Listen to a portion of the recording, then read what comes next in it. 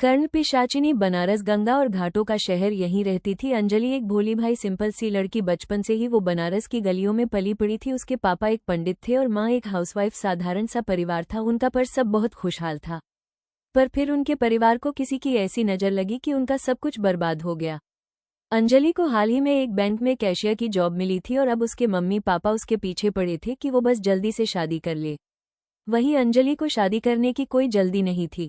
वो अभी कुछ साल काम करके पैसे कमाना चाहती थी, पर उसके मम्मी पापा कहते थे कि अभी लड़का देखना शुरू करेंगे तब अगले 3-4 सालों में उसकी शादी होगी।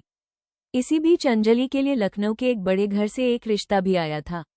अंजलि को बहुत मनाने के बाद आखिरकार वो उस लड़के से मिलने के लिए तैयार हो गई।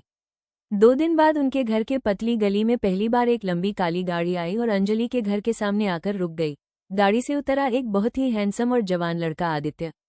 आदित्य की माँ भी उसके साथ थी। आदित्य एक बहुत ही चार्मिंग लड़का था। एक नज़र में ही अंजलि को आदित्य बहुत पसंद आ गया था। दोनों परिवारों में थोड़ी देर बातें हुई, फिर दोनों को अकेले में बात करने को कहा गया।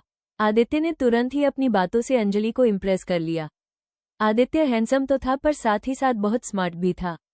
कुछ ही महीनों में उसने अपने स्टार्टअप को काफ़ी सक्सेसफुल बना लिया था। दोनों ने अपने फ़ोन नंबर्स एक्सचेंज किए और थोड़ी देर बाद आदित्य और उसकी माँ वापस लखनऊ चले गए।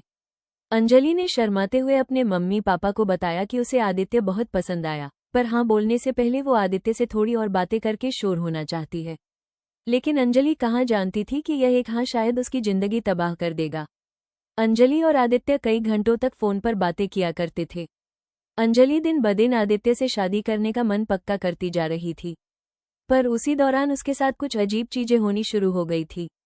उसे आए दिन चोट लग जाती थी। एक शाम वो आदित्य से बात करते करते सब्जियां काट रही थी, जब अचानक से उसका अंगूठा बुरी तरह से कट गया। उसे प्यास लगी तो वो अपनी डेस्क से उठी, पर जैसे ही वो डेस्क से उठकर आगे बढ़ी, उसकी डेस्क के ऊपर सीलिंग फैन आकर नीचे गिर गया। अंजलि की उस दिन जान जाते जाते बची थी। अगर वो 2 सेकंड पहले ना उठती तो वो पंखा उसके सर पर गिर जाता।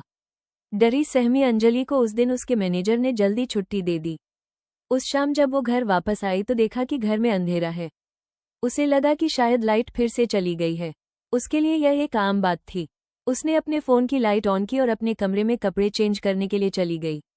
बाहर आकर उसने अपनी मम्मी पापा को आवाज़ लगाई, पर किसी ने जवाब नहीं दिया।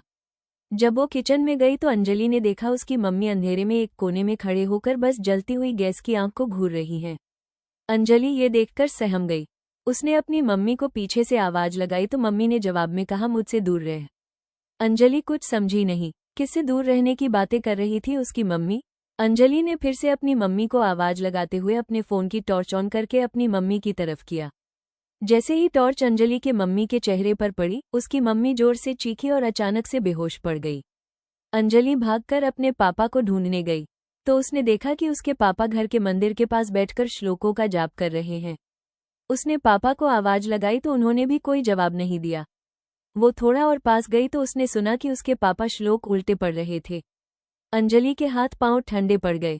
अचानक से उसे अपने सर के पीछे एक बहुत तेज दर्द महसूस हुआ, मानो किसी ने उसे किसी भारी चीज से मारा हो।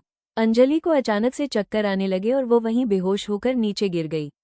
जब उसकी आंख खुली तो उसके मम्मी पापा उसके पास बैठे थे। अंजलि ने उनसे पूछा कि उन्हें क्या हो गया है, तो उन्होंने एक दूसरे को देखा और कहा कि उन्हें कुछ नहीं हुआ है। हुआ तो अंजलि को था। वो उन्हें उसके कमरे में बेहोश पड़ी मिली थी। अंजलि को कुछ समझ नहीं आया। क्या वो कोई सपना देख रही थी? पर बेहोशी में सपने थोड़ी दिखते हैं। और सबसे बड़ी बात कि वो बेहोश हुई तो हुई कैसे?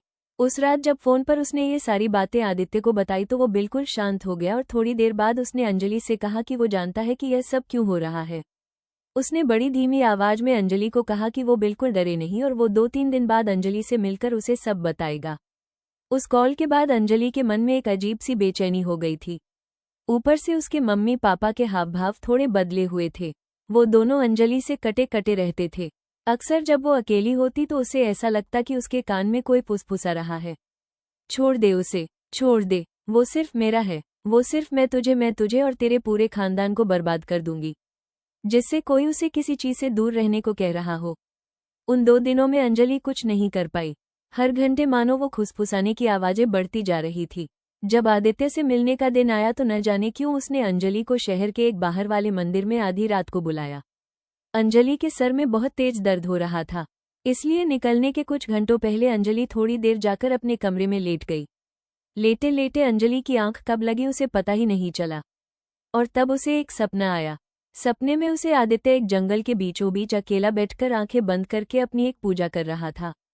और तभी एक बहुत ही सुंदर सी लड़की उसके पास आई और उसने आदित्य के कान में कुछ बोला, और वो सुनते ही आदित्य की आंखें खुल गई। आदित्य उठा और चुपचाप उस औरत के पीछे पीछे चलने लगा। ऐसा लग रहा था कि जैसे उस औरत ने आदित्य को अपने वश में कर लिया हो। धीरे धीरे उस औरत का चेहरा एकदम लाल हो गया, आंखें पीली और दांत नुकीले। वो औरत हवा में उड़ने लगी।